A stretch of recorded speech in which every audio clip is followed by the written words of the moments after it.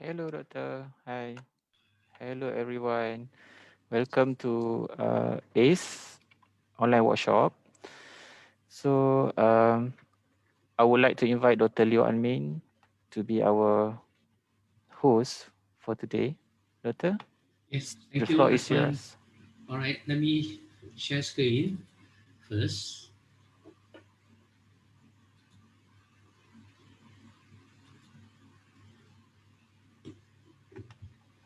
Okay, let me see what else I will do. I have to stop my video. Oh no, Asman, now I am sharing the screen. Yeah, So I have to yeah. stop my video first. Belum menampakkan. Jadi sekarang You can aku continue. boleh continue. Boleh continue dengan briefing pasal Minds and ACE. Jadi sekarang nampak tak? Boleh nampak? Yes. Dah ada. Ada. Okay, so uh, good morning, all viewers. First of all, welcome to our workshop this morning. On behalf of Minds, let me explain a little bit first as the background, because Minds is the organizer of this ACE, so that we have a very good understanding of what this project is all about.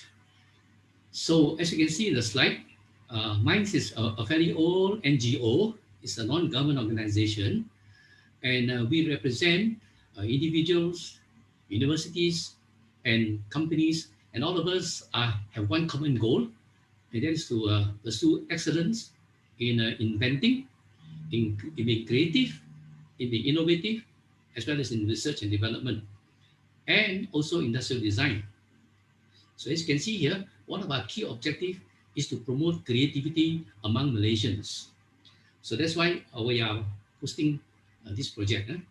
Now let me try to show you what Minds has been doing all these years. I think it's the past 32, 34, 35, 36 years now. Our major activity every year is organizing ITEX. ITEX is the International Invention and Innovation and Technology Exhibition. Now it's grown very big. This year will be the 32nd consecutive year, which means Minds has been organizing this ITEX for 31 years every year without fail. Even last year, for the first time, due to the pandemic, we held our exhibition online, virtual. So for the past few years, we have as many as 1,000 inventions from almost 20 countries from all over the world. And we've been hosting this the past few years at the KLCC, which is the only convention invention center that can accommodate about 1,000 inventions from all over the world. So these people actually showcase their inventions. So that is our main activity in pursuit of innovation, improving society through invention. So that's ITEX. For this year, there are so a few other activities. For instance, you can see on the screen, we are organizing for several years now a conference on the contribution to the national development by our Malaysian women scientists, where many of our local expertise, local scientists, local innovators, and they have really contributed a lot to our national development, including even internationally. And that is a picture of our president, Tan Sri Augustine Ong, who's the founder president right from day one. So Tan Sri will, as usual, give the welcome address. As you can see, this conference is online. These days, in fact, most of this have to be done online since we do not have an opportunity to organize a real face-to-face uh, conference. So this is our conference for this year. Another one is which we have been pursuing very, just as a very determined way, is that we organize to what we call a Nobel Forum. To date, we don't have any Malaysian who have been a Nobel Prize winner. So in pursuit of this noble field, we organize webinars also, or seminars actually. It's only this year we are doing webinar, or last year. Before that, it's always a seminar.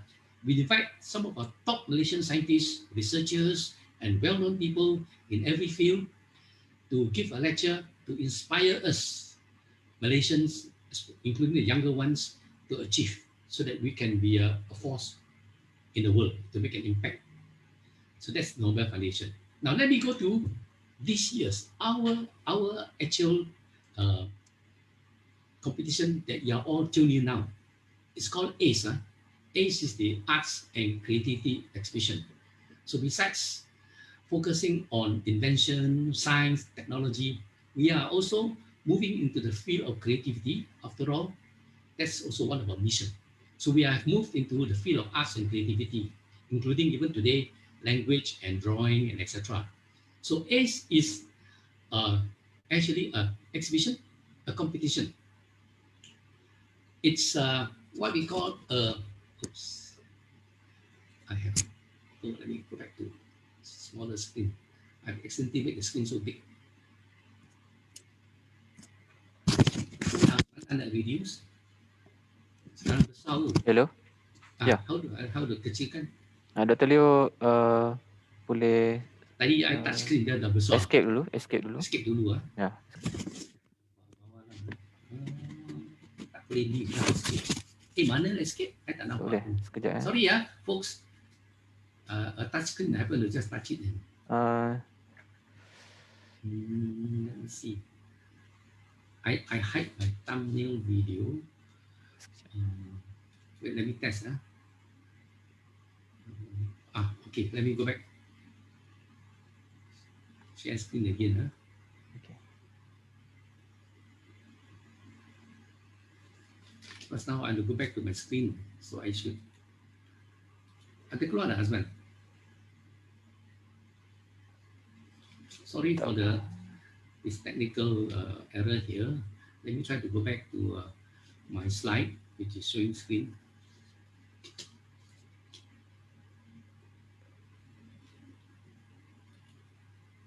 I think I will hide my self view, and then macam mana Asman balik to my screen. Pergi dekat Zoom balik. Go back to your Zoom and then share screen balik. Share screen balik. Share screen balik. Sebab tadi I dah stop. Tadi dah stop dah. Okay. Okay. Alright. So now I'm in ACE. Ya. Okay. Okay. Let me see. I maximize. Dekat bawah tu, you can make it full screen back lah. Yeah. Okay. Just a minute. Okay. Alright. Sometimes I punya screen, you punya screen bawah, I punya screen atas tu. Yang lain sikit. At below, dekat bawah ada. Ada. Oops, tadi sekejap. I maximize balik. Slide. Options lah. Dekat below tu ada. Yang itu screen sana. Tapi besar lah, ada kecilkan. Besar. Tak apalah. Now very big. It's okay. So I want to go back to my original.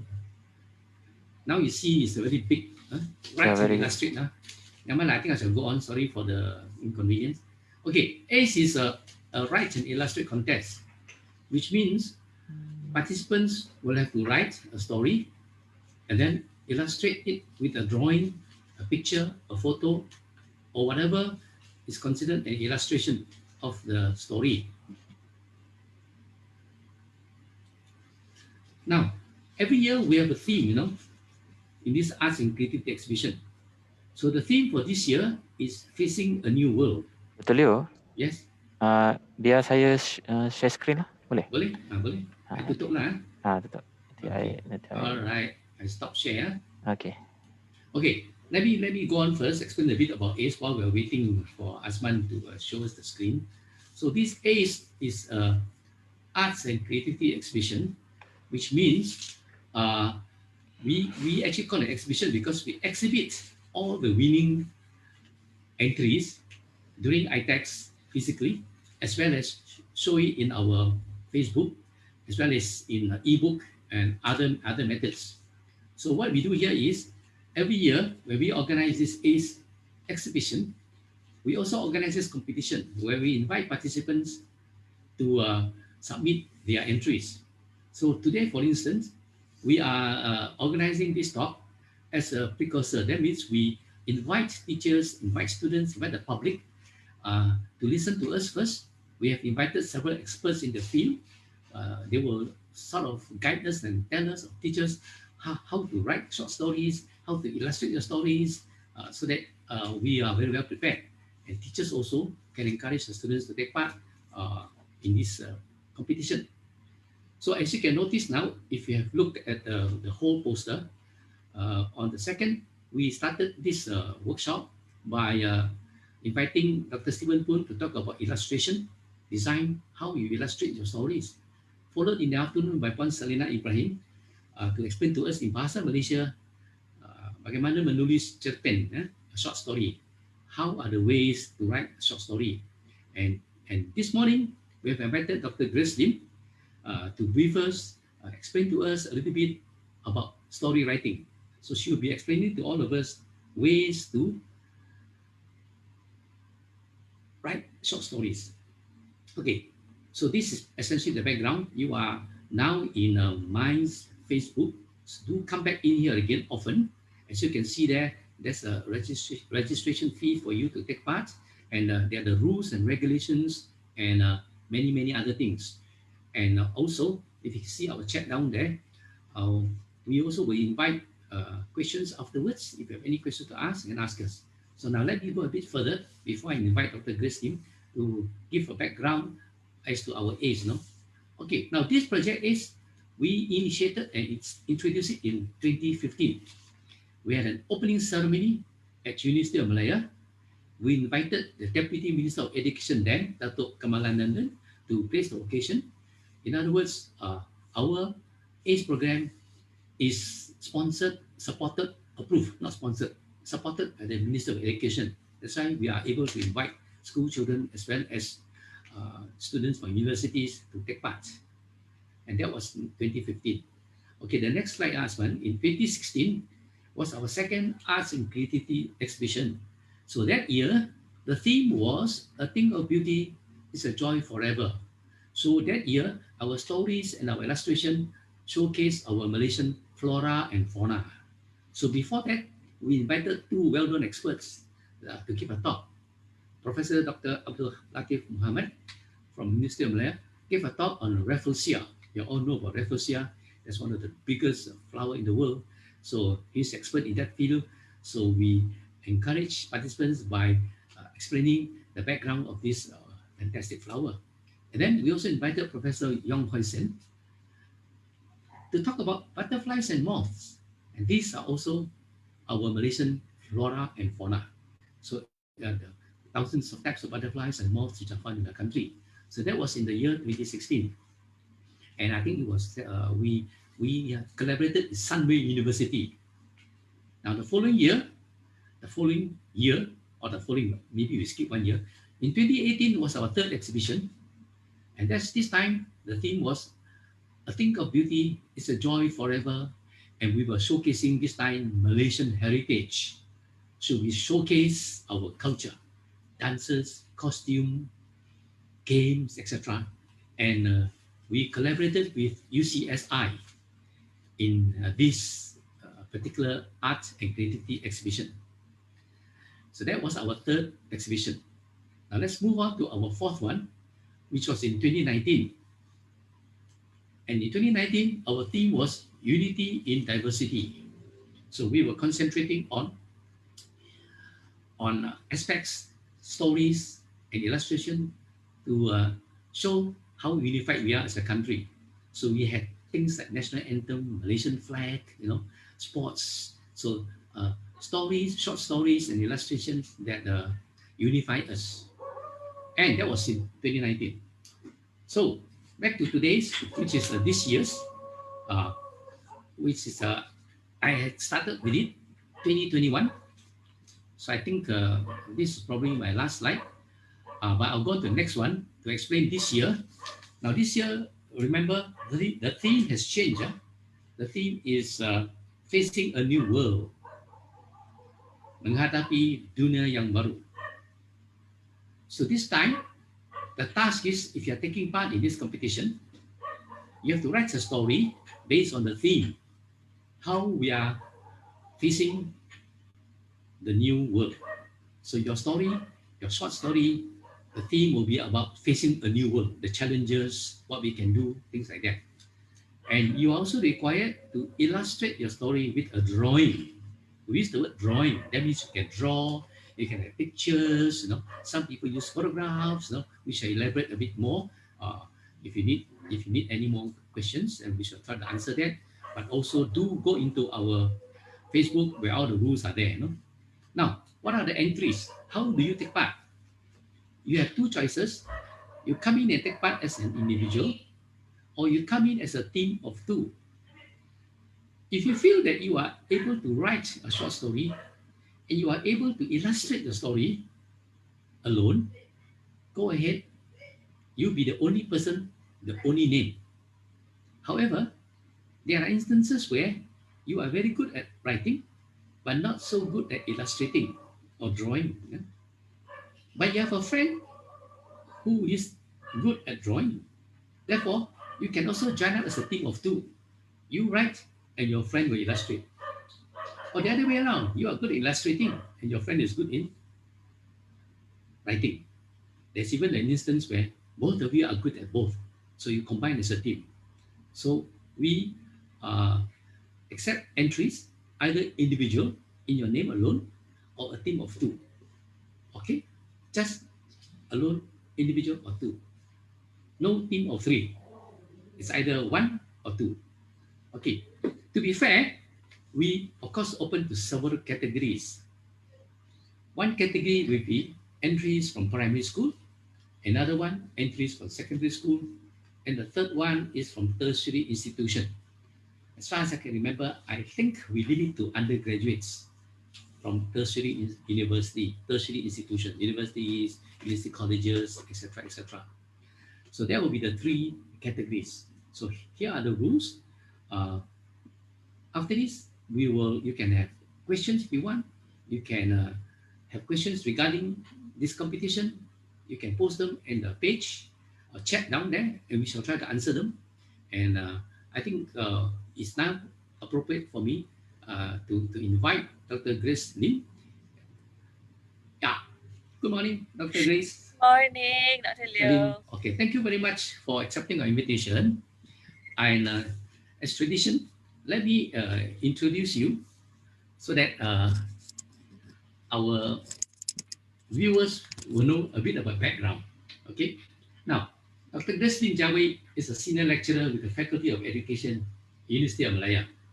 Incidentally, Dr. Grace, I was also a lecturer in the University of Malaya Education Faculty.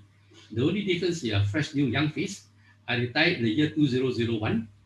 So exactly 20 years ago. So I never met you in the University of Malaya. So I'm very proud that we have invited another colleague or whatever, colleague from University of Malaya Education Faculty. Now, after she completed her PhD in education at no less than Cambridge University, UK. I wish I could have gone to Cambridge or Oxford. Anyway, it's a pipe dream. She now researches on the teaching and learning of literature in English. Okay, literature in English. She believes in the many benefits of studying literature in school and works to promote it through any platform she has. So Dr. Lim has experience teaching in schools and at A level. She's also a committee member of the Melta KL chapter and often conduct workshops relating to teaching and learning literature. And by coincidence, a couple of years ago, I was invited to a Melta conference in Kuching, and I had the opportunity to explain all about ACE. And we are quite happy after this. In fact, even today, we get viewers from Sabah and Sarawak because we had joined with Melta to promote this, as Melta is also have the same vision as us, which is to promote the creativity in language, to improve English language. Except that this year, for the first time, we have a Bahasa Malaysia section.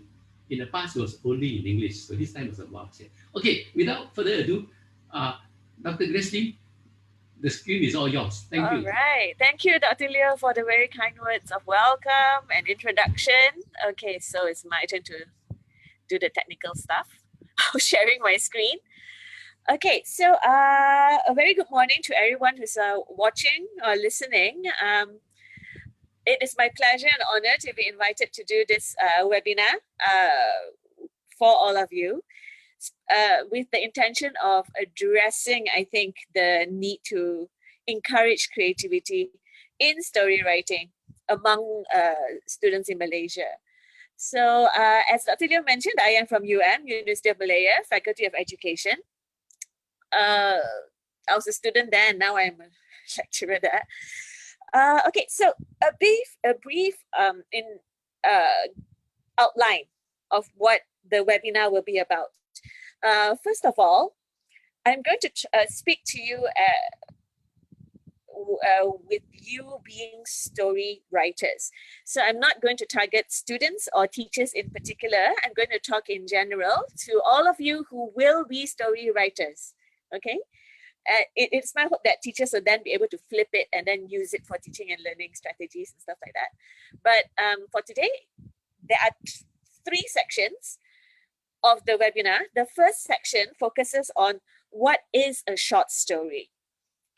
So in that section, in the first section, I will focus on the elements that are usually evident or necessary for a story to work. And then in the second part, I will focus on how to start writing a short story, because sometimes we have ideas, but the difficulty is actually putting pen to paper. And in the third part, the final part of the webinar, I will focus specifically on the theme of the Minds competition, ACE competition this year, Facing a New World, to get you to really think about how you can approach that theme. The last section, I hope you hang around until then, because the way I conceptualize the third section is based on the weaknesses that we have seen in past entries for this competition. So there were times where we realized that sometimes students don't really know how to differentiate what is a short story and what is a descriptive essay. And then number two, even if they write very well, they didn't write according to the theme of the competition. So the final section of this webinar focuses specifically on addressing those weaknesses. Yeah. Now, in terms of the questions that you might have, feel free to type them at any time, because Azman will help collect the questions and he will feed them to the system that we're currently using so that I can see your questions. At the same time, I will pause at the end of in between sections, section 1, 2, and 3, to address any questions you might have about that particular section or about or story writing in general. Okay, so I hope that's enough of an introduction. So let me move on. Okay, if I get to this to work. All right, yeah, I should have moved it here. So as suggested, as told to you just now, elements of a short story comes first. Writing a short story comes second, and then third, writing to the theme. Okay, so let's move on. Part 1. Elements of a short story. So what you see on your screens is a 7-point star, because to me, these 7 elements make up a short story. You need to consider these 7 elements in writing or in thinking of a story that you want to flesh out. Okay, so I hope that you have received the slides beforehand, but so you've gone through it, because to start off the conversation about what is a good short story and what may not be a very interesting short story, I wanted to show you two extracts from students who wrote a short story. The idea was all of them had the same sentence to begin with. It had been raining all day. But then the way they structured and told the story is very different. So if you look at story A, and I hope that you can see it through your screens. Story A is a very descriptive account of what happened after it rained. And if you read through it, you'll find that it's quite predictable. Yeah, there is action, For example, here when she says she wanted to go to rest, my brothers ran to the living room and told me that the water level in the drain had risen. Thus, I went outside to have a look. I noticed that the drain had overflowed. I quickly called my parents. So it's a very descriptive, or rather, it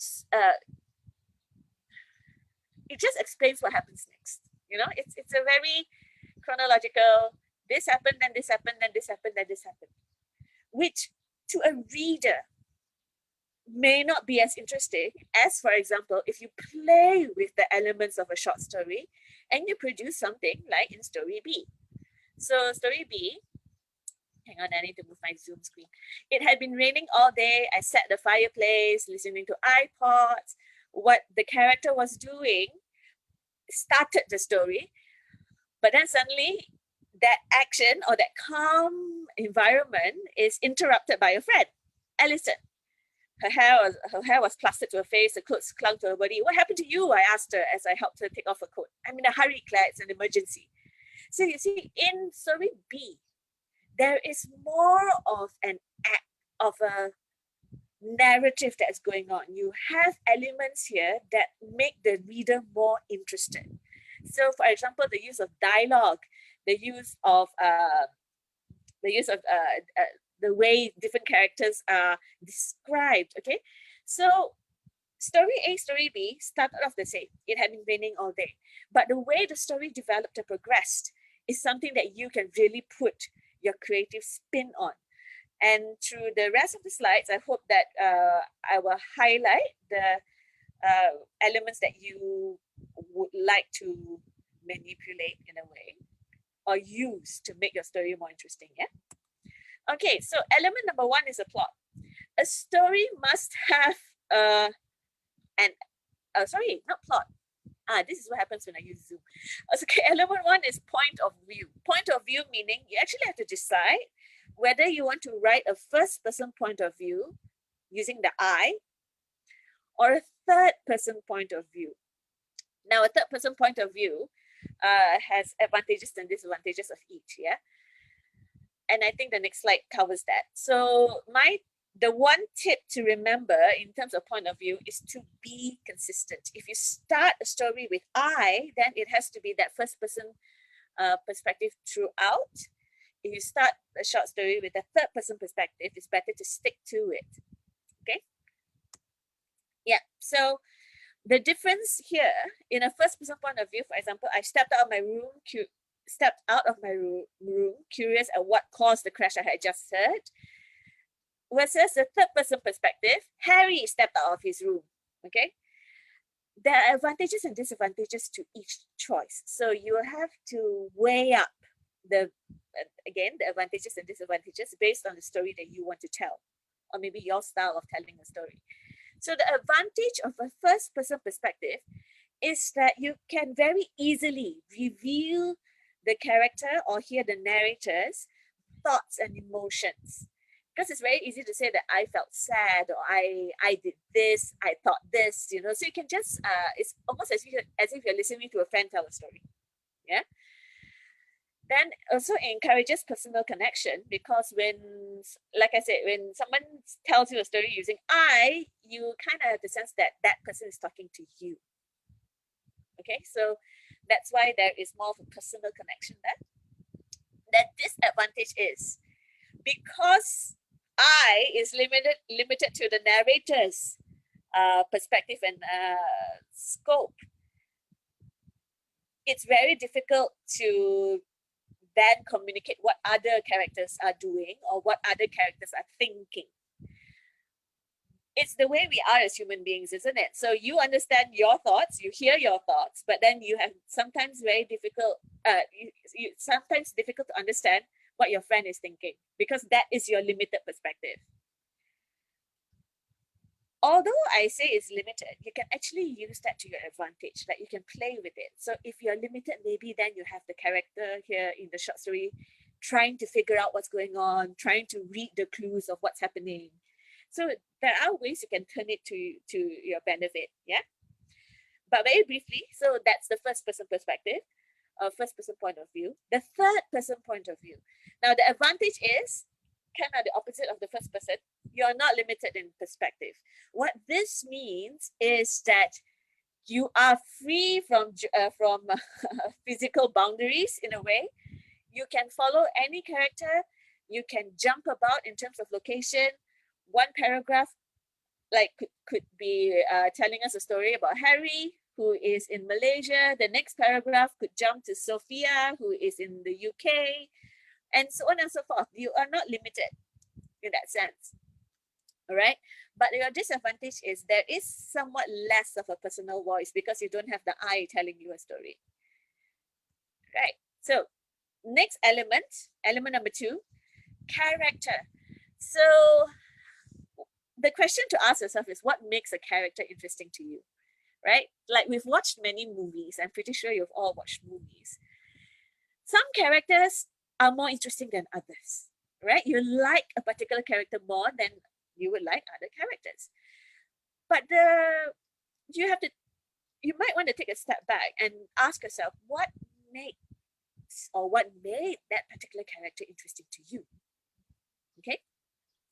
So I'm going to take you through some points that you can consider when you start thinking about characters. All right. So number 1, your flawed characters are more interesting because nobody is perfect, right? So, and as human beings, when we watch movies or when we read stories, we subconsciously identify with that because no one is perfect. So we feel more connected to characters who have flaws. Yeah. Okay. I will not go through that. Okay. Go any more into that. So a character should have strengths and weaknesses. So again, try to think of your characters as human beings. Again, not 1, none of us are perfect. 2, all of us have what we are good at and things that we are bad at. All right. So in creating your character, you can think about those issues, yeah, those aspects of a character, so that when you think of how your character would behave in a certain situation, or how that character would respond, or what motivates that character, the readers will have a better sense of this character as a person. Okay. A character should have priorities and values. Meaning, right, there must be something or a main idea or a main priority that drives that character. So sometimes that priority is perhaps he or she is motivated by desire for power. So that's why you have certain characters who are willing to go the extra mile because they want power. Other characters have different values. So for example, they might want to try to protect the ones they love, and that is what will motivate how that character responds to different situations. Okay, so that's very brief about characters. Now the tip here that I want to give you is that I want to point out is you can create interest by doing this. You give your character a secret that takes time to unveil, meaning you kind of give clues throughout the short story about what maybe a secret that your character has. Maybe it's a secret a task or a secret mission or something like that. But the idea there is that you unveil things slowly. So you don't give the whole biography at one go. For example, like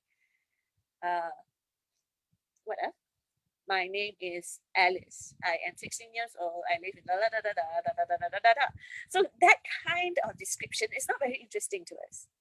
You want the reader to be engaged in trying to figure things out. So to give your characters a secret, or maybe unveil and reveal the character slowly in the short story. Okay.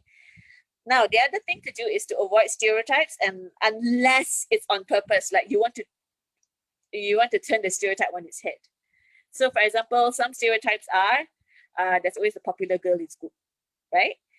So when you come up with stereotypes, people have an idea of what's going to happen already. Or, for example, a very cliche type of stereotype, the girl next door, right? The girl next door is always seen as just the best friend of the male lead or the main male character. And then one day, so the girl next door likes the guy never notices her until she changes her appearance or uses contact lens or whatever. So the idea there is it's very stereotypical. So if a reader sees that story, they will be like, yeah, I know what's going to happen. They're going to fall in love, right? So that's why avoid stereotypes unless you want to twist it. Okay? So you can think of creative ways of how you can do that, how you can subvert those stereotypes. Yeah. Now, in creating a character, you might want to think of, like as stated just now, the main traits of the character, the motivations of the character, what does he or she aim for? Now, this is interesting. Like, you start thinking about the history of the character. So the character doesn't just live within the short story. Like, the character has had experiences and a lifetime before the reader meets that character on the page. Yeah. So you can think of things like, what life would the character have led in the past? What life would the character lead in the future? Okay. So this picture that I chose was for the main reason of getting you to start thinking about the life that this person in the photo might have had. What do you think are this character's main traits? Right? What do you think is the emotion being portrayed here? What do you think has brought on this emotion? How do you think this character feels about the future? All right. So things like that can help you develop your character. Yeah. Now, in writing it, so you have characters in different aspects. Okay. To present a character, this is how you do it. First of all, obviously, you can use physical description. What this means is that you can just describe them lah.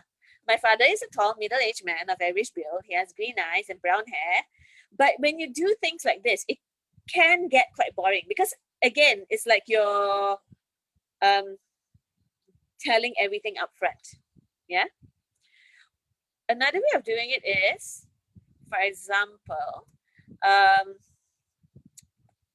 you can use a character trait that is revealing. So rather than say, for instance, that he had brown hair, you can say that he had a military buzz cut, meaning that you are giving the reader clues as to this character's past or maybe this character's current job. Because like a military buzz cut would instantly make the reader think about, oh, maybe he's a soldier or maybe he's in the army, you know? Use objects, the environment, and preoccupations. So the example I gave you here is she packed a Save the Dugong t-shirt, a Mickey Mouse alarm clock, and 3 Kit Kat bars. Now, these are just descriptions about objects, right? And what she did. Can you guess the age of this character?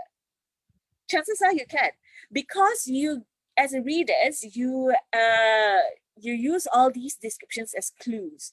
So when you see Mickey Mouse alarm clock, you instantly think, must be a young child or someone who is not yet an adult, right?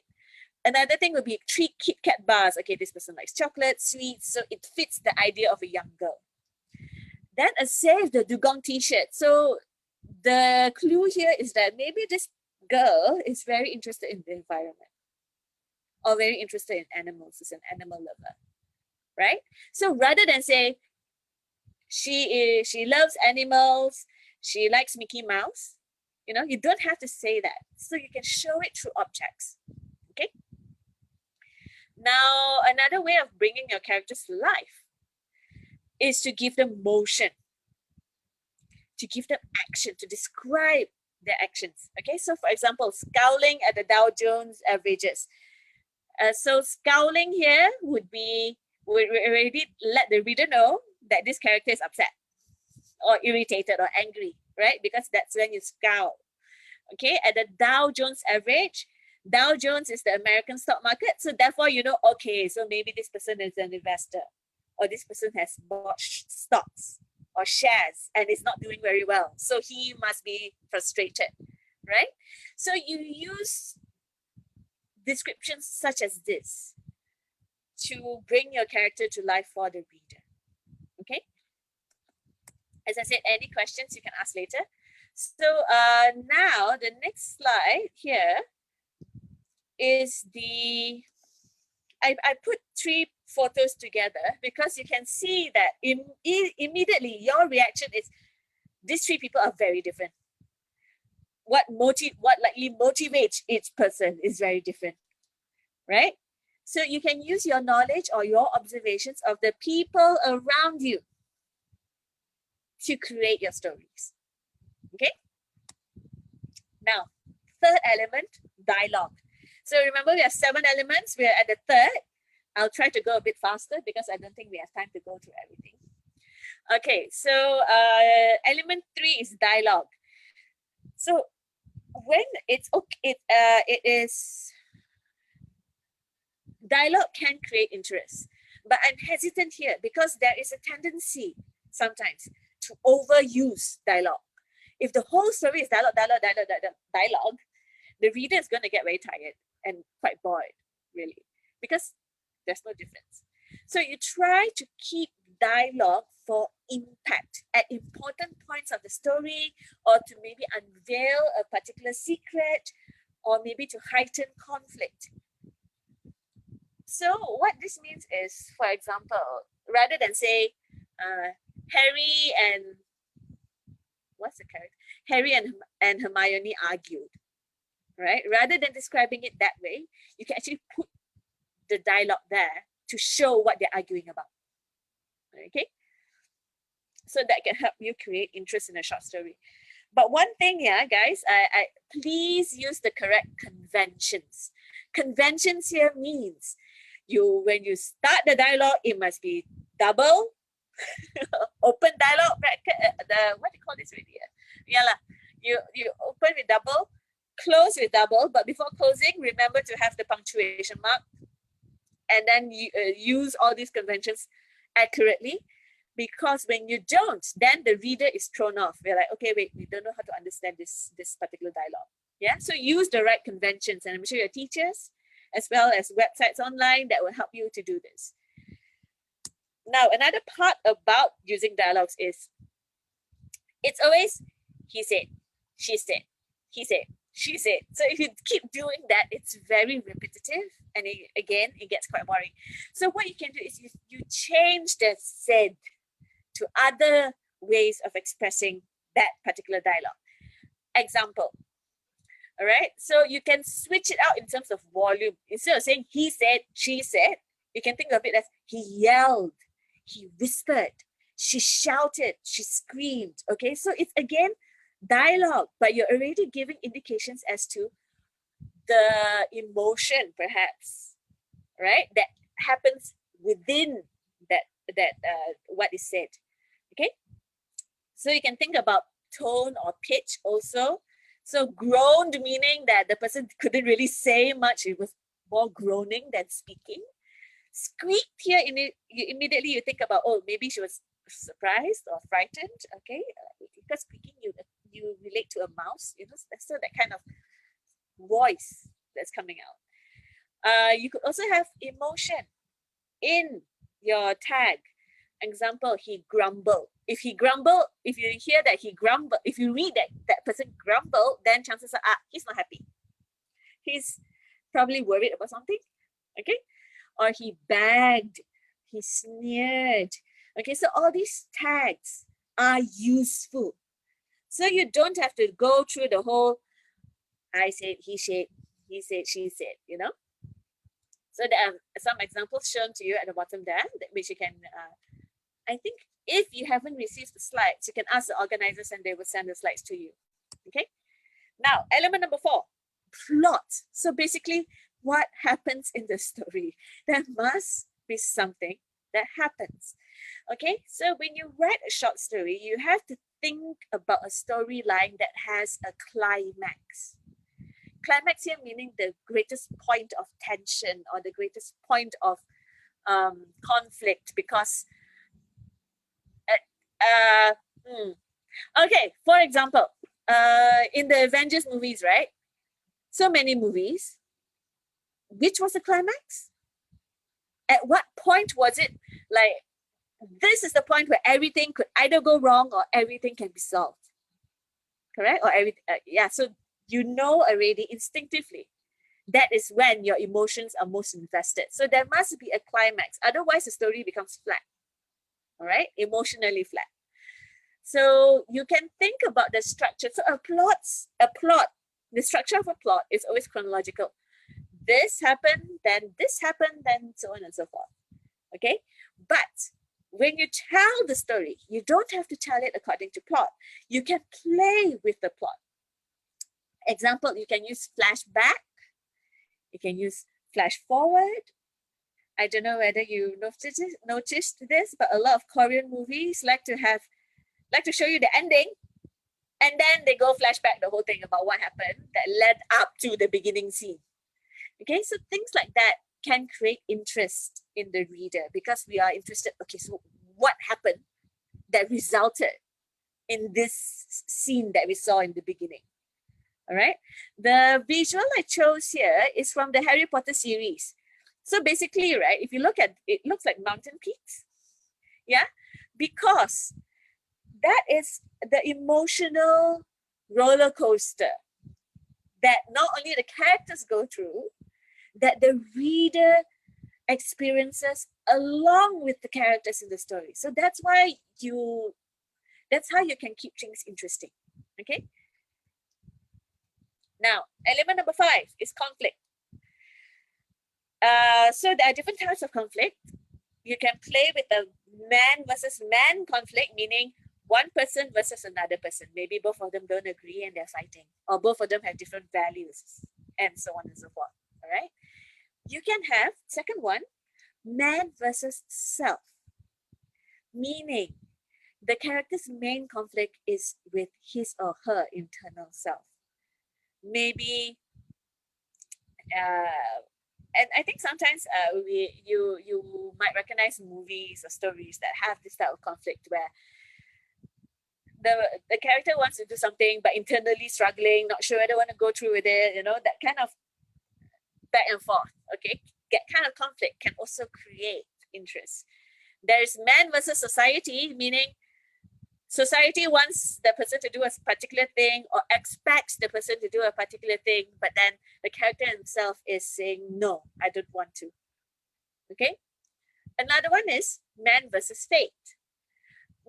Fate here meaning kind of like your destiny. Like if you were born and this is your destiny, what happens when you have a character who wants to rebel against that destiny? He says like, no, I don't want to. So that can create a lot of conflict. Yeah. There's also man versus nature. Nature here meaning with the environment. So like, especially in movies where it's about the end of the world, isn't it? So you have like floods, you have earthquakes, you have volcanoes, you have these natural disasters that can create that conflict. Or you can have situations where, for example, the person is stranded on a deserted island. So he is trying to survive. So there's also man versus nature. Okay. The last one, which is more common, getting more common nowadays, is man versus technology. So you see a lot of this type of stories. So man versus technology is kind of like stories with Terminator, or like technology takes over the world, Matrix. Okay. So all these kind of stories are interesting because they have a conflict. Now, when it comes to your writing, because you are doing a short story, right? So you cannot complicate it with too many layers or too many things. So you might want to choose just one conflict. Yeah. Now, setting. Setting is important because a story doesn't happen in vacuum or in like where it must have a place to help the reader visualize and ground the story. So usually when we talk about setting in short stories, we talk about the location. Where does it take place? All right. The time, it could be this time, right? It's generic anywhere from like morning, noon, afternoon kind of thing to decades and periods. So for example, if you choose the 17th century, things will be very different. If you chose pre-independent Malaya, it's very different. If you want to set it in the future, like in 2050 or the year 3000, yeah, that's a different time altogether. Another way, another aspect of setting is social setting. So social setting here meaning the types of characters or the hierarchical classes that are involved in the story. So, for example, if you choose a medieval time period, where there are knights and horses and what do you call that? Mostly the society functions based on farming. You still have kings. You have the whole idea of a kingdom. So your social setting there could be a specific choice. For example, if you choose a peasant, like a commoner, your story would revolve around that particular social setting. So you would not have much of the nobility or the king or queens. If you choose upper class social setting, like you want to talk about the royal family, for example, then you will see then your social setting is very different from a story that involves or revolves around commoners. Yeah, so all these are decisions that you have to make. Okay. So how do you use setting in a short story? You can provide descriptions of the setting. You can describe what it's like, what do you see. But I will encourage you to do this. Use your 5 senses. When we write short stories, we often talk about what we see, right? But it can also be what you hear, what you smell. Okay? Evoke the other senses, and that would create a realistic depiction of setting. Yeah. So provide those tiny details, not too much, just enough for your story to function. Okay. Sure effect of time meaning here, like if your story takes place in one day, for example, then you can use the position of the sun in the sky to indicate that time, that passing of time. Okay. Use symbols here meaning like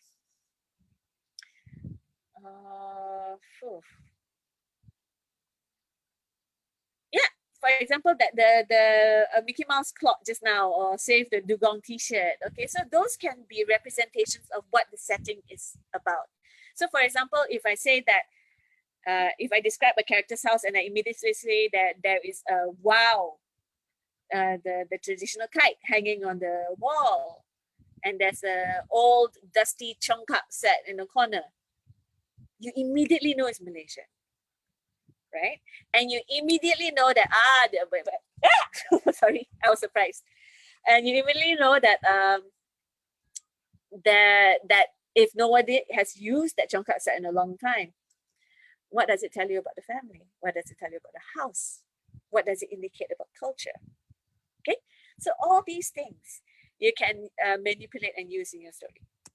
All right, so I've chosen 4 pictures for you here on this slide to give you a sense of how important setting is, because there should be cohesion between the setting that you describe and you choose with the story that happens. Okay, example, I won't go through all because they're all quite different. The upper left picture on your screens, I think it's left, I'm not sure. The one where you see a yellow road made of bricks, there are leaves on it, it's foggy and misty, the trees look as if they haven't been pruned or are not in very healthy condition.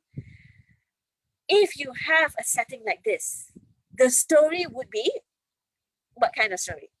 Immediately you think mystery, horror, something like that. All right, there must be some sort of that kind of genre.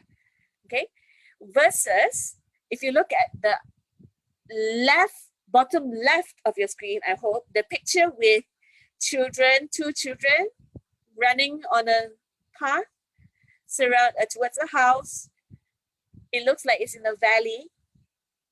Okay, this kind of setting will give you a certain type of story, right? Because we associate, for example, village life with a laid-back lifestyle. We associate it with a close relationship with nature. So you can do that. You can match the story with the setting. Okay. You can actually also play with the setting. So, for example, one of the popular genres is to create a mystery in a rural village, right? Because then you can play with the characters in that situation. Okay, the last element, and then after this, we will pause for questions if you have any questions. Yeah. The last element that I think is very important is language, because in the end you have to write the story. So try to use figurative language in certain places. Don't overdo it. Use it when necessary only. Okay. So you can use metaphors, simile, hyperbole, and so on and so forth. So for example, yeah, so the 3 examples I've given you. The first example has no metaphor, no simile. So it says the sun was setting, the sky turned red. Okay, very direct description. But if you want to play with it figuratively, you can write things like the sunset was like a glorious conflagration, blazing with lava, producing a wall. So you're using metaphors and similes here. You are basically using figurative language that evokes emotion in the reader. Okay? Or metaphor here, the last one, the sun dipped below the horizon, the last gasp of beauty before the death of the day. So if you read the last one, okay, compare the third example with the first example. The first example is just a plain description. The third example on the slide creates a certain mood because it's quite sad. Yeah, the mood is quite gloomy because you're talking about the last gasp of beauty, meaning after the sun goes down, nothing is beautiful anymore. And the death of the day, meaning the day has ended. Okay, like you've lost something. So all these effects are created through language, all right? This is something you can play with at home because like as boring as what? As silent as what?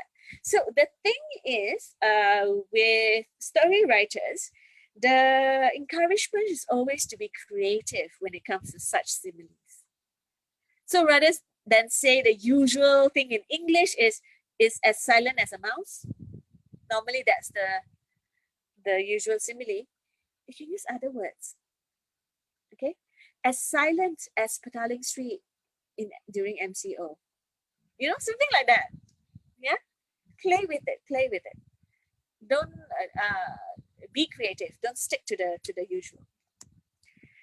Now, how to use it effectively?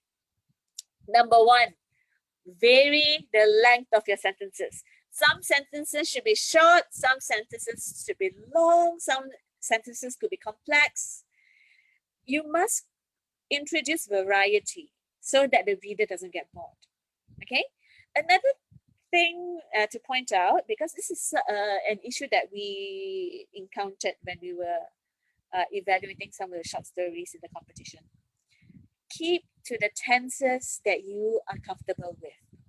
If you're confident with present tense and past tense, just use that. You don't have to make it too complicated with past perfect or present perfect or future perfect continuous. Is there such a thing? Maybe. Okay, so all these things you are not necessary. They are not necessary. What's important is the accuracy of your language so that the reader can read it without stopping. Okay? Because when you write, you want the reader to enjoy the story. You don't want the reader to stop and go, wait, there's something wrong with this sentence. I think the tense is wrong, you know, or this word is wrong. So you don't want the reader to, you don't want those type of mistakes to jog the reader out of reading. Yeah, you want the reader to read one go. Oh, sorry for the typo. Do not use too much figurative language, not figurative, figurative language. And then don't try to force certain phrase or words into your short story. And this I'm guilty of, because when I was younger, whenever I wrote an essay for school, and I like to write the story, I choose the story options, I always try to use the phrase time immemorial for the sake of using it. So I will force it into the story. And looking back, it wasn't suitable to the story. Like, so I just wanted to use it because I wanted to use it. So please avoid mistakes like that, yeah? Another thing to do in language. So build the vocabulary that you have. That's one of the writer's greatest what do you call that? Assets? Yeah, a writer's greatest asset is the grasp on language. So instead of saying very afraid, as shown in the graph, you can use the word fearful. Instead of saying very angry, you can say furious. Instead of saying very annoying, you can use the word exasperating. So when you find yourself using the word very, V-E-R-Y, try to change the word choice and see what you can get at. See what you can get. So there are many of such type of graphs and infographics online, because a lot of people are interested in trying to write creatively, and this is something that writers have come up with to give people some guidance. Okay. Now, so that's the end of part one. We talked a lot about the elements of a short story. Again, point of view, character, plot, setting, language, dialogue, and the one thing that my Zoom is covering, conflict. Okay, so I'll stop here for a bit and I will check the chat, because I think Azman has sent some over. Okay, continue to Stephen Hugh. Is there any way to improve vocabulary which depicts more details, like what you said, for example, instead of using, okay. So I think you might, to Stephen, when you ask, it is more useful rather than do how to write, rather than Google how to write better or how to write a short story better, you can focus on the specific elements of language that you want to look at. So for example, if you say, if you're interested in the sentence tags, dialogue tags, like said, bellowed, so on and so forth, you can just Google and a whole list will come out to you for you to choose from. Yeah. Actually, a lot of people will say that the best way to improve vocabulary, and research has shown this actually, the best way to improve your vocabulary is to read. Because when you watch a movie, you only listen to language. You don't actually see a lot of the meaning in movies is shown through a visual medium, right? So if they want the mood to be sad, they will use some sad music in the background. You know, if they want the mood to be one of suspense, what's going to happen, they use music to do that. They use background, the visual to do that. In writing a short story is very different. You are dependent on your language. So you need to improve your vocabulary really by reading. So maybe if you're interested in writing, trying to write a mystery, go and read some books, some story books that are in the genre that you're interested in. See how the writer uses those elements of a short story. See how the writer uses dialogue tags, right? That's the thing. The best way you can learn is by example. Okay. So I hope that helps, Stephen, even though I can't give you very clear guidelines as to how to improve your vocabulary. Reading the genre that you are interested in writing always helps. Okay. Next one. Are there any limits to the use of idioms? Can you use it at any time? Like if I were reading a short story, and because the short story competition for ACE, has a word limit. Yeah, you cannot go beyond a particular word limit. So I would say like 1 or 2 idioms per short story. Because when we see an idiom, for example, the early bird catches the worm. And then the next one would be next paragraph has the idiom is a stitch in time saves 9. And then the next paragraph has an idle mind is a devil's workshop. There's no other way to describe it. It sounds very forced. Like you are trying to use an idiom in every paragraph. So it doesn't sound natural anymore. When you read short stories, you'll notice that writers don't do this. They don't use so many elements. They don't force so many aspects like idioms, figurative language. They don't force everything into the space of like 1,000 words. It doesn't work. Yeah, because when we tell a story, naturally, we don't actually use all these idioms that much in our everyday language. We use it for impact. So if you want to keep it impactful, you use it only when the occasion calls for it. Yeah? Okay, the third question. What type of book is the best? Storybooks. Honestly speaking, because from my experience, reading Enid Blyton storybooks helped my language a lot. Because the way she writes, and you'll notice this about Enid Blyton, she doesn't overly use too many idioms. She doesn't use too much figurative languages. She's good at creating characters. So, and she makes those characters relatable, familiar. Yeah. So those are the type of books you can read. Yeah, and you choose a book in terms of what level those books should be. Try to think of it in terms of one, your own comfort zone, where your proficiency allows you to explore a book. Because you don't want to pick up a book and then it's too difficult in terms of vocabulary, because that would destroy the what do you call it? That would destroy the joy of reading. Choose a book slightly above your comfort level, so that you can continue to build vocabulary. And then read to enjoy it. After that, take a step back and think to yourself, did you enjoy it? Why did you enjoy it? What did you enjoy? Yeah, so that can, reflecting on your experiences as a reader, can help you think about yourself as a writer. Okay? All right. So that's the end of questions for the moment. Thank you, Asman. Okay. Ready for part 2, yeah? What time is it? 11:14. Okay, I think we're in good time because part 2 isn't too long. Part 1 was about what the elements of a short story are. Okay. Now the next part is actually starting the writing process. Okay. Let me go through that. I don't know whether you experience this situation, but sometimes you have a lot of ideas. But when it comes down to actually sitting down and writing the story, you might find it difficult to begin. You might find it difficult to stay on track. You might find it difficult to actually finish a short story. Okay. So let's go through, spend some time talking about that process of writing.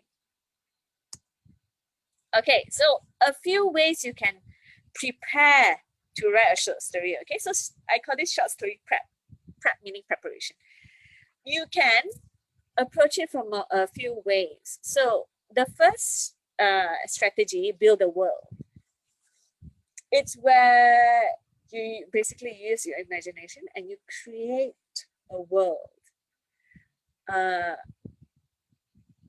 Example, you can create a world of fantasy. You can create a world that on another planet. You can imagine what life is like on Pluto. Oh, not planet anymore, isn't it? Or you can build a world. Just build a world. What would the people in this world do? What is the landscape like? What is the environment like? Is it cold all the time? Do they have 4 seasons? You know, so all these things, you can start thinking about the world that you want your characters to live in. Okay, so that can actually help you think about a story that you want to write. All right. Second element, second strategy really is to create a roadmap or a storyline. So if, for example, you are interested in a particular character and a conflict, so you can actually kind of map out already what does the character go through first, second, third, fourth, fifth, and then you do that storyline there. Then you figure out how to make things more exciting. You figure out the conflict, you figure out the climax. So when you, the advantage of having a storyline is that when you write, you have a guide because you know what you're writing about. So you just need to write it out. Yeah, it's kind of like when the teachers ask you to have essay outlines, like the points in an essay. It works the same way. So you're like, in the beginning of the story, this must happen. In the next part of the story, this must happen. Next, the next event, the next event, the next event. So if you have that roadmap, you know what, you know the target that you're trying to reach. You know that this particular section must have this particular event. So it's easier to write that way. Okay. Oh, I forgot to say this about the world. Because normally, right, when you build a world, you will already have a sense of what you want the characters to be able to do. Okay. Okay. Storyboarding. Storyboarding is different. Storyboarding is a technique that is often used for movies. So instead of just writing out in words, they actually use visuals. They storyboard. Okay, this happens, or this person is connected to this person, and this is connected to that person, and therefore this is the character relationship map that I want to use, and then the events of the story as such and such. So you basically just use one whiteboard or one piece of paper, put your ideas down, and see what happens.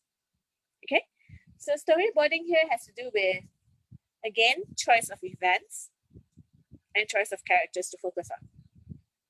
All right. The final section, this one, not final, but another strategy you can use to prepare in writing a story is to use the SWBST structure, meaning somebody, a character, wanted, like the character's aims, motivations, but you get the conflict. So how did they respond to the conflict? And then is the conclusion or the resolution of that conflict. So writing a short, so some of these things, some of these strategies are more, I would say, more suitable if you were planning a whole novel. Like building a world is a lot of effort to put in. It's actually quite difficult to create a world. It takes a lot of imagination and a lot of thinking, a lot of time. If you want to invest so much energy in building a world, then usually your story is also one that's much longer. So a novel. If your focus is just to try writing a short story for the purposes of this competition, then I suggest you use the SWBST structure. Just say, think of somebody, a character, wants something, character's motivation, desire, aim, anything like that. But something or someone stops him or her. So what does the character do in response to that conflict? And then the end. How is it resolved? So that is a very common short story structure. Although I say common, it doesn't mean that it's not effective. It is very effective. That's why it's common. Okay. Next slide. All right. So those were strategies for preparing to write a story.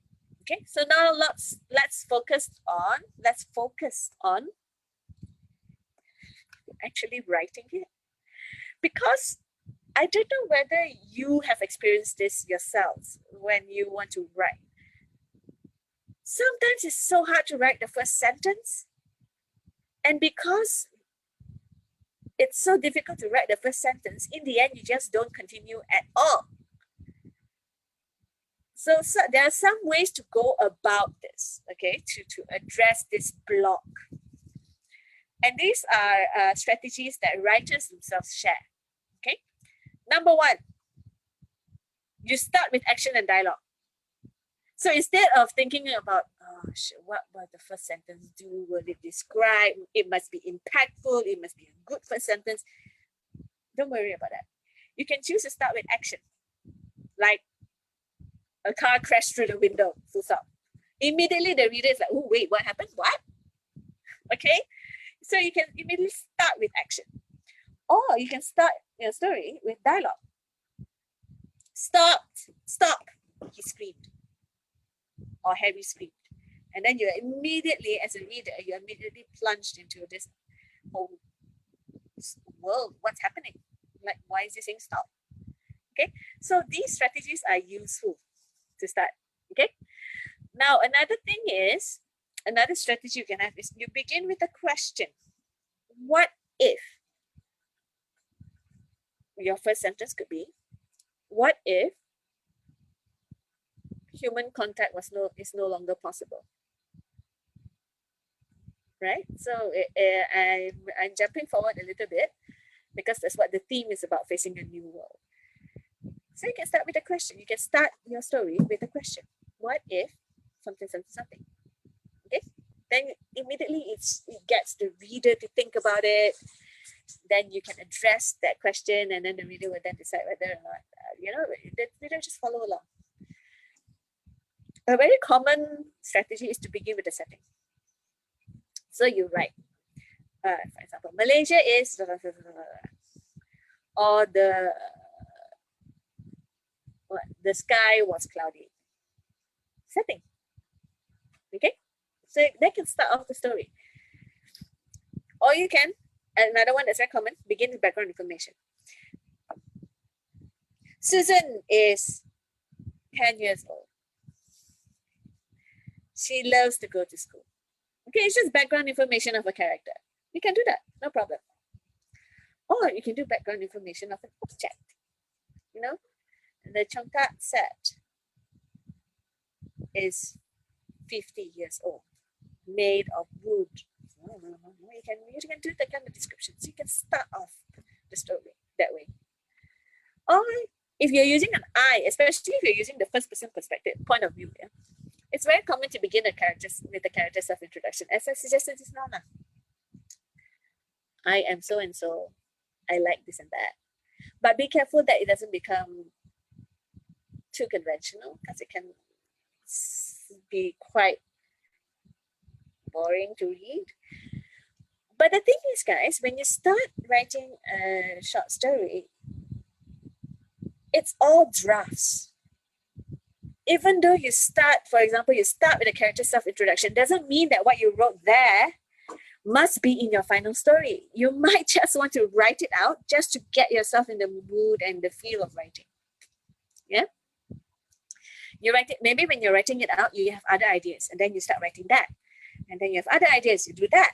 Okay, because the process of writing a short story is very dynamic. It's never linear. You don't really just start at the beginning and then you write until you reach the end. Things change along the way. Okay? All right.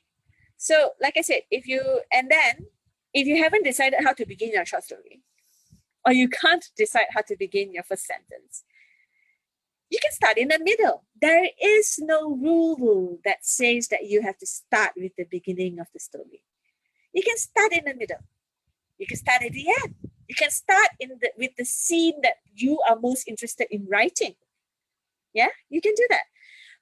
You can also start small and build up. Like you can describe one particular action first, or one particular aspect of a character, and then you slowly develop that further, and then that becomes a full story.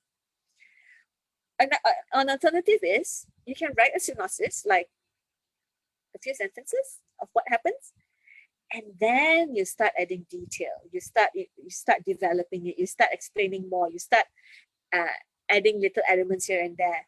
So your short synopsis of what you want the story to have, ends up being a full short story. Okay. Number 4 is a strategy I have never tried, but then some people have found it very liberating because you just make up the story as you go along. Just make it up. You don't actually have to force yourself to plan. You don't have to make decisions before you start writing. So some writers will say this: some characters write themselves, meaning the character just decides what they want to do. So the writer actually hasn't made a pre-planned decision or strategy of what's going to happen. Just right, make the story up as you go along. You can try that. And then number five, do the opposite. What this means is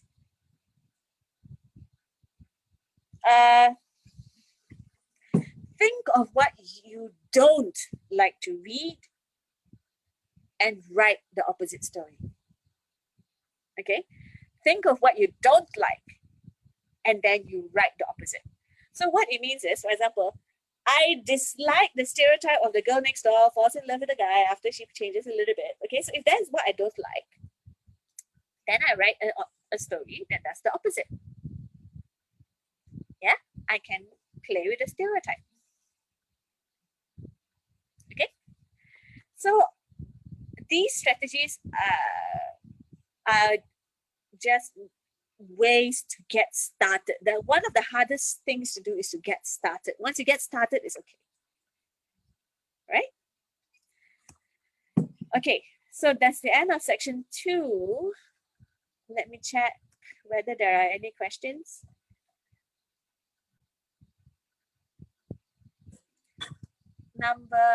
Content writers lack experience with the topic. Therefore, they can't create in-depth and informative stories articles. What is your view on this? It is true. So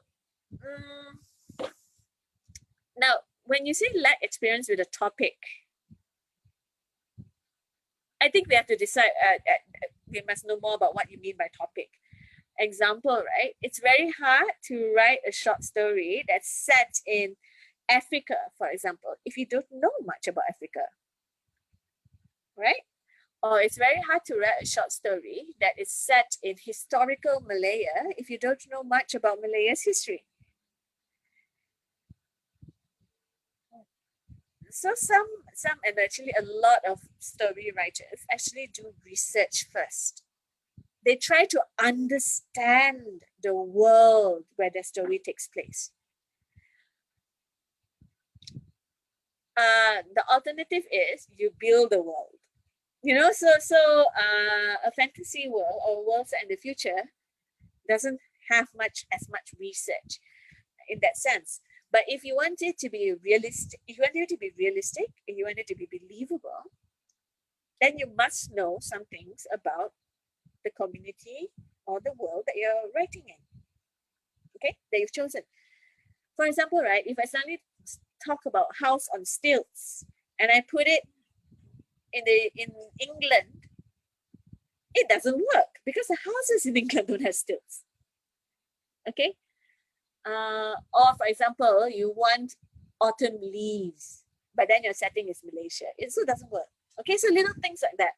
So in terms of writing, you need to have some knowledge of the world and society you're writing about. That is if you're aiming for realism, like you want it to be realistic.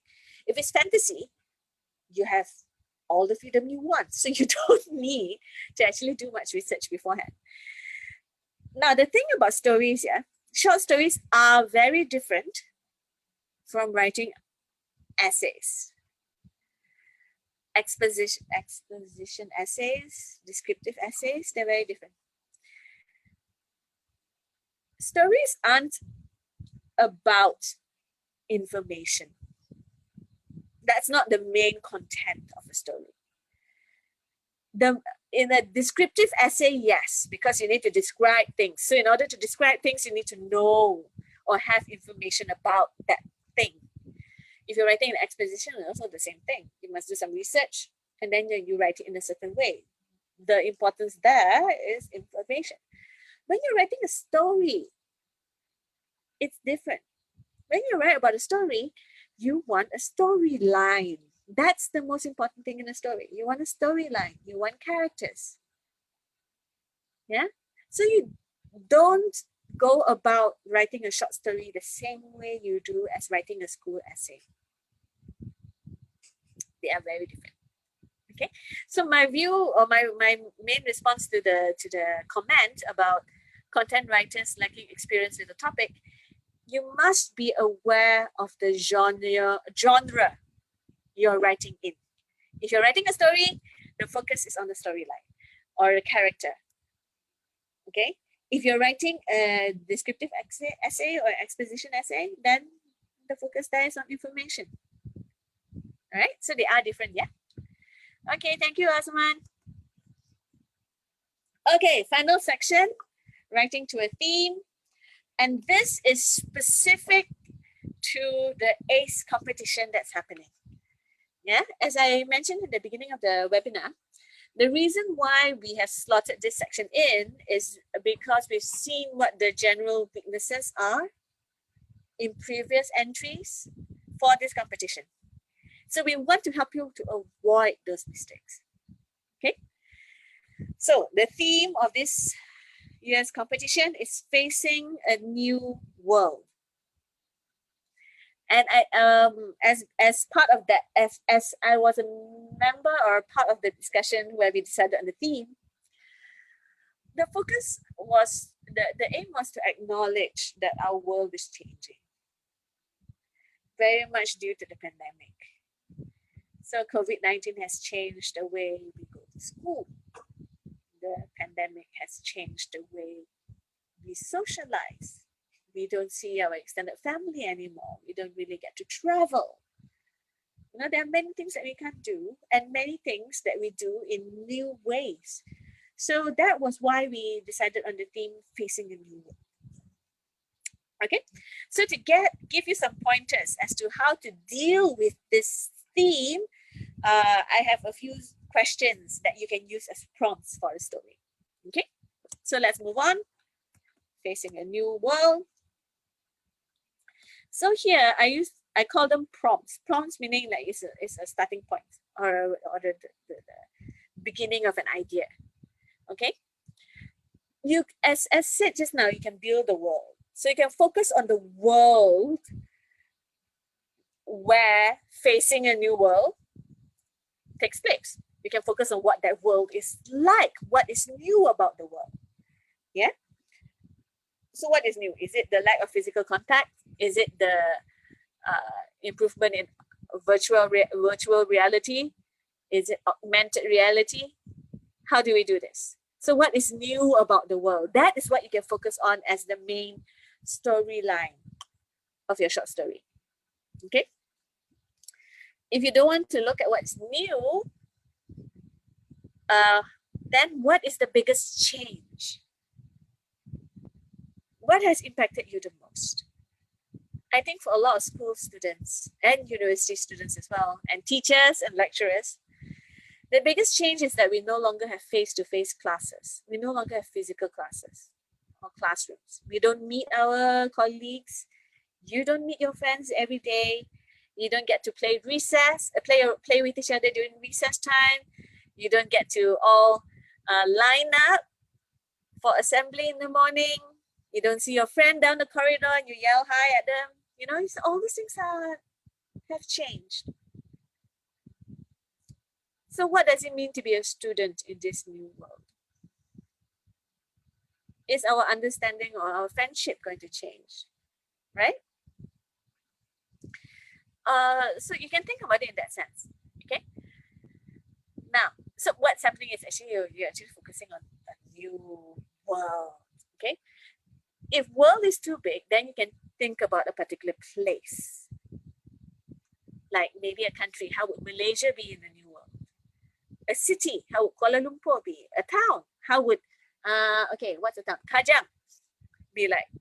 A village maybe, even smaller, a school, like I gave you examples just now, or a neighborhood. What would change? So you can decide on the world And then you write the story for that world. You think about the characters who live in that world. Okay, so you can start with the new world first. What is this world? Or this, if world is too big, what is this village like? What is this school like? Do we no longer need physical schools? Facing a new world, right? So you can start about thinking about the world part of it. Okay. Next slide. You can think about the people instead. So, like for example, if you don't want to really think about the world in general, like facing a new world, a world where people cannot travel, a world where there are diseases, a world where healthcare is very important, a world where you cannot have physical touch anymore. If that is too big, you can think about the people. Okay, what kind of people would live in this world?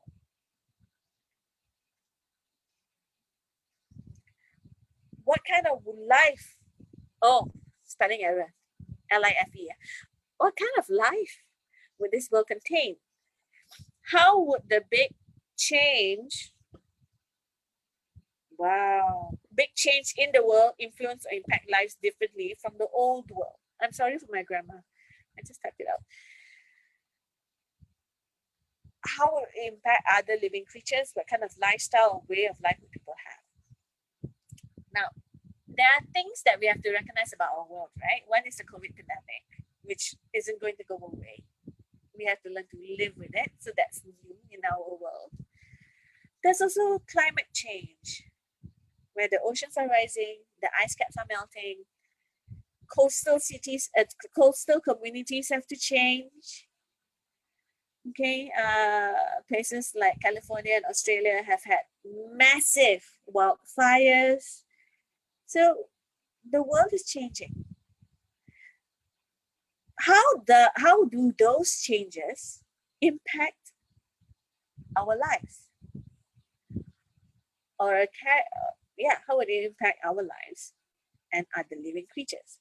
What kind of lives will we have? Meaning, if you think of it from a character's point of view, it would be what would be character motivations? What would be their main concerns? What would be their main conflicts? Right? So man versus environment or man versus nature is going to increase in terms of that life. You'll also have characters who are concerned with perhaps just surviving. You have characters who are concerned maybe with the need to stay in touch or to communicate with friends and family. So you have different ways in which our new world impacts our lives. Yeah, and you can take that and turn it into a story. Okay. Yeah, I knew I was going to finish before time. Okay, so I think this is the last slide. So what would a person in this world be concerned about? Right, as I mentioned just now, is it just surviving? Is it finding a new job? Is it ensuring that their life in a coastal community can continue? What would they be worried about? What would they need? So what would they desire to have? What struggles would they face? How will they solve this? If you think about it along these lines, you're thinking about it in terms of conflict and storyline. So all these questions that I've given to you in the past 10 minutes, 5 to 10 minutes, I guess, all deal with the theme for this year's competition. We want you to think about changes in the world, changes in your lives, and create a storyline based on that. Okay? So the character doesn't have to be you, but you can create a character that is similar to you. You can create a character that has similar worries. You can create a character who has similar interests. Yeah. So just remember that it's about facing a new world. So the world, or what is new about the world, must be evident in your short story. And number two, there must be a storyline. It is not an information essay. Yeah, we've had actually quite a few entries last year. They were written more as like a descriptive essay, as I mentioned, it's not expositions. They're written like an article rather than a short story. Okay, and because you have to to enter this competition, you need to pay a fee. We don't want you to make that same mistake. Okay, we want you to have a valid entry. So one of the main ways is to focus on the theme,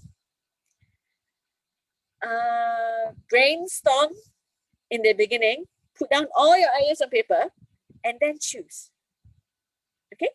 So the thing about the story writing is it will go through multiple processes. It's not a clean process. You might find yourself changing your mind halfway. And that is the nature of writing a short story. Okay. Right. So the process. Sorry, this is the last slide.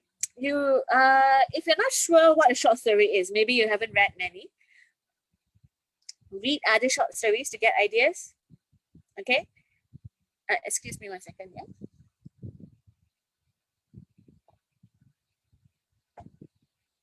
You can also, sorry, I had to drink some water. In writing a short story, aim for the heart, meaning try to impact your reader emotionally. Sometimes this is what makes a difference between a winning story and a typical story. It's the same as watching movies. Some movies make you cry, some movies touch your heart, and those are the movies that stay with you, right? So the same about a short story. So try to aim for a particular human emotion. Okay. Number 3, narrow your scope and keep your focus because you have a word limit. You cannot put everything that you think about or all your ideas in one story. That's too much. So when we say narrow your scope and keep your focus, think about it, maybe one main character, and then 1 or 2 main events and stop. That's enough. Because it is, after all, a short story. Okay. Number 4, make your title attractive. Well, this is, it's really up to you. But sometimes when we see the title, we get interested. I'm not saying that this is the main thing you are judged on, but it helps to have an interesting title. Okay. Number 5, use a classic story structure. So you don't have to force yourself to do something that's completely out of the ordinary. By classic story structure is the SWBT, that structure. Somebody wanted to do something or wants something, but so what happened? And then the resolution. So you can keep to that story. That's fine. Yeah. Number 7, when in doubt, leave it out. So this is a tip by story writers, really. If you're unsure whether that particular aspect, paragraph, sentence is needed, leave it out. If you are not convinced, your reader won't be convinced. All right. Number 8, very important, people, allow yourself to write badly. No one writes a perfect story in one try. Nobody. Absolutely nobody. Allow yourself to write bad. Because it's just part of the process. The important thing is to start writing. Don't judge your work or your story from the beginning. Allow yourself to write it badly. Just write. The editing comes later. The cleaning up and refining of the story comes later. And you'll be surprised how much time story writers actually spend editing their work. It's nobody, J.K. Rowling, all the stories that you read, what you see on the page is not the first thing that the writers wrote. What you see on the page is the result of multiple writings and rewritings and edits and drafts and so on and so forth. Things change all the time. Okay, so that's what we want to encourage you. Don't think of your writing as bad or good in the beginning. Just allow yourself to write. Don't judge. Okay. Number 9, read your story aloud. Now, number 9 helps because when you're writing a story, you want it to sound natural, right? So when you read your story aloud,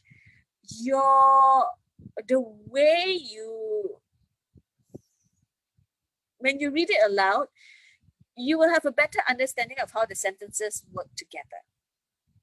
So you might find the sentence far too long. You might find that the pause isn't in the right place. You might find that there are too many descriptions. When you read aloud, the natural flow of language is there. So it can help you edit. Okay? And then number 10, edit. All right?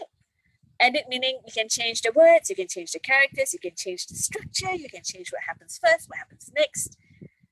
Feel free to play around. Okay? Just remember what you put down on paper in the beginning is not necessarily what ends up with your story at the end. Yeah? Okay, so I wish everybody fun in writing.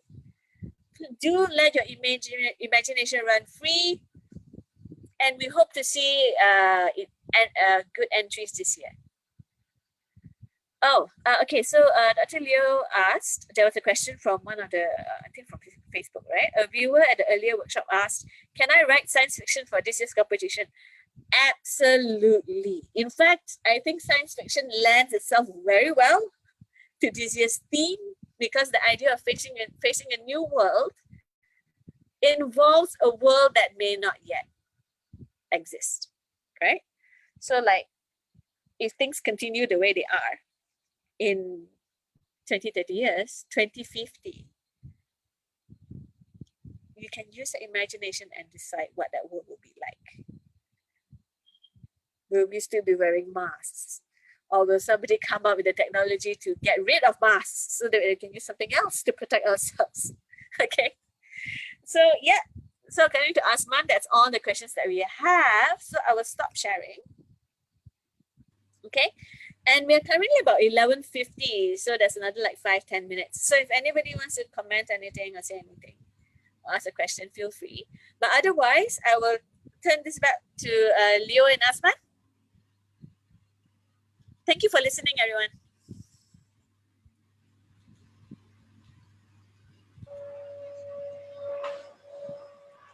Hey, I'm back. Welcome back. All right. Thank you, Dr. Lim, for answering the question about science fiction. I wasn't 100% sure what to say, but I didn't say no because being a creative person myself, in fact, I've written books on creativity. In fact, I teach creativity in University of Malaya, creativity in learning, creativity in business, creativity in management. So, of course, as one of the original, organizer with Stephen Poon on this ACE project, my only disadvantage, I have never been a judge. And now that you are a judge, you can see from a different perspective. However, as an organizer, of course, I'm more keen, since I've been with ACE right from the beginning, on this competition. I had helped to write the rules and regulations, the terms and conditions and all that. So since there are no questions, yes, there is another one here from No Sabrina. Oh, wonderful. Some of these viewers actually attended the very first session by Stephen Poon. Therefore, I would like to remind everyone what Dr. Grace Lim is saying here convincingly is all about writing. And don't forget the other half is about illustrating. So this competition is both writing and illustrating. Fortunately, unfortunately, Dr. Poon spoke first, and it was all about illustrating. Now, Dr. Lin is speaking last, and she says it's very important, of course, writing. So remember, this is a read and write competition. Therefore, you make sure your story has both. You must have both. Because if you only write one and no illustration, you're gonna get about 50% of the marks. I mean, roughly, I'm not too sure what's the weightage. Or if you only draw without writing a story, I think you shall forfeit your 40 ringgit. Because there's no way we can judge yours if you only uh, respond to half of our requirement. Huh? So anyway, of course, there's a big concern about the rules and regulations. As you all are already in the Minds Facebook, the rules and regulations are all in there, the terms and conditions. And as far as I can remember, every year, the chairman of the judges panel might change things. But as far as I remember, this short story, I think, we limit you to 1,000 words. I think we might have changed. Because a short story, from what I understand, is something from 500 to 5,000 words. But never mind, the rules are always there. I think Dr. Lim can explain a little bit again because people are worried about this, how many words. Yeah. Because I personally can't remember as well. So I think Azman only. But if you look at the rules or the entry form or the rules and regulations of the competition on Facebook, they would have mentioned how many words. Azman, is there any? Yeah, 1,000. 1,000 words. Yeah. Okay, so I hope you are able to work within the 1,000. And adding on to what Dr. Leo said about making sure that your visual entry and your story work together. The idea is, I think once you have the story, once you know what you're writing about, then it'd be easier for you to illustrate it. Because it's actually kind of hard to draw without knowing what you're drawing about. Actually, so and Dr. Leo, I'm not sure there should be a connection between the drawing and the story, right? Yes, please. Yes, please. Your story is about facing a new world, and your illustration is all history and archaeology in the Stone Age. So I think that do not complement, you know. Yeah. Let me tell an interesting story, Dr. Grace. We concern this competition. You see, I started early on. Some are good at writing, some are good at drawing. Okay. My younger brother is ambidextrous. In other words, he uses both his right and left hand. He writes with his left hand and he draws with his right hand and his left hand. Someone who actually draws with one hand and writes with another hand. So if he asks me which one should I do first, I would say in creativity, there are actually no rules. I mean, when you are writing and doing things, you can always come back, you know, like you said just now, revise, rewrite, you know. So the final product has to be final, of course. Make sure it is final. Don't write until forever. So I think I would like, yeah, sure. There is a deadline. Yes, there's a deadline, and there's a word limit. And even your illustration, you know, in the past, no, for example, in the primary school, they just draw with crayon, they draw with, you know, watercolor. It's fine. But present day, people use apps. Oh, very sophisticated. Montage. Oh, digital art. Yeah, you can use digital art. Even then, we do not say you cannot do, but just don't take somebody else's work. This is a creative competition. Originality is of utmost importance. I think the minute you copy, cut, and paste, I think you're going to lose your 40 ringgit. I think about it this way. You know, once you have the story, once you know what your story is about and all that, then you can think of it. You can think of the illustration as if you were creating a movie poster. You know, like how movie posters tend to have or highlight only a specific or an important element of the story. They don't show the whole story in a poster. They show hints of it, you know. So you can think of your illustration in relation to your short story, if you want, on the theme, facing a new world. I'm sure Dr. Poon must have discussed, isn't it, how to show that world, what are the elements they look for in the visual. Okay, it's almost time, and there's a question here from Noor Sabrina. Noor Sabrina, thank you for asking so many questions. I bet you're going to take part. So the final one here, will the story and the illustration be separate? I think from past experience, what we did was when we exhibit your winning entries at the Sunway, at the KLCC, at UM, we had two separate things on the board. Even when we post, there's an A3 size, your story, and another one, your illustration. In other words, to give maximum benefit to viewers, people who come and see the exhibition, we separate the two. However, in terms of space, in terms of putting on the stands and on the wall, I don't think there's a rule that say you combine them together. Now with technology, this question asked, you make the story and illustration separate. Physically, I think it means separate. So this one, anyway, not to worry. You are already in the Minds Facebook. We have posted many of the previous entries there, the winning entries and all that. So do write to us anytime. Write in if you're not sure of anything before you submit, because the competition is in March, ends in March. So no, Sabrina, there's plenty of time for you to find out more, because as a speaker, as a host, sometimes you're not 100% sure of what are the latest rules and regulations, because every year there are changes. Okay, Dr. Yeah, Lim, every year any there are more to add? changes. It's Yes. just that in Yes. the past, I think, because the judges for the stories are different from the judges for the visual. Yes. So that's why traditionally it's been separate, so that they can send the short stories to the judges of the short stories, and they can send the visuals to the judges of the visual. But if you want to integrate it, then I think that is possible. It's just we'll send that integrated Yes. submission to Mhm. both lah. But one would judge just the short story, the other would judge the visual Yes. and the short story together. So yeah, you can play around with the medium. I think you can integrate. Okay, we have 3 more minutes. I think before traditionally closing, maybe Dr. Lim would like to say something, followed by me, and finally Minds will have their last say. You have to say, Dr. Lim, anything more to add? Finally, we have 3 minutes. Thank you, Dr. Leo. I Welcome. just wanted to encourage everyone to just try. You may not think, you never know what you can do until you try, right? So take this opportunity, try it out, and then we'll see from there. You might discover a hidden talent you don't know. So all the best. I hope to see a lot of creative writing from you. And if there are other avenues for creativity as well, this is not the only story writing competition, but it's something that you can try. And if you like it, you can definitely go on for the others. Yeah. Okay. And also thank you for listening. It was a long 1 hour. All right. Thank you, Dr. Lim.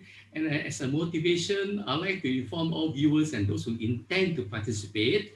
If you're viewing here, if you're a teacher, or you're not by some of a strange rule that you cannot take part. For instance, in the previous workshop, someone actually asked, why don't you open to adults? Why don't you open to people with special needs? I said, oh, of course, these are all in our drawing board. One day, after we're still a baby, hardly 6 years old, one day we shall open not just to adults, we'll open to everybody. We can even open to the whole world. It's just our invention competition. We started with Malaysian young inventors. There are only 10 entries, 5 from primary, 5 from secondary.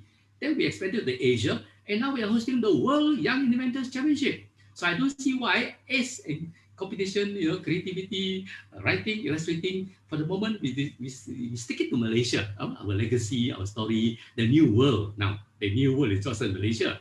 It's the entire world now. So, well, thank you for dropping in, viewing Artistic, and I think I would really encourage those of you who can't take part, please spread the good word, let others take part, and as a motivation, if you are a winning entry from past experience, when we exhibit in KLCC, in Sunway, in UM, the parents come, the school come, the class come to view, and they take photographs. So it's fantastic when your hidden talent, when your creative talent is exhibited. And now that is an internet world, we put it on our Minds Facebook. The whole world can see your masterpiece. So I think that's all from me as a host. Thank you again to Minds for inviting me to be the host, and thank you, Dr. Lim, for speaking. I shall pass you all back to Azman. Azman, over to you. Okay, all right. Thank you everyone for joining us today. So that's all. Thank you and see you again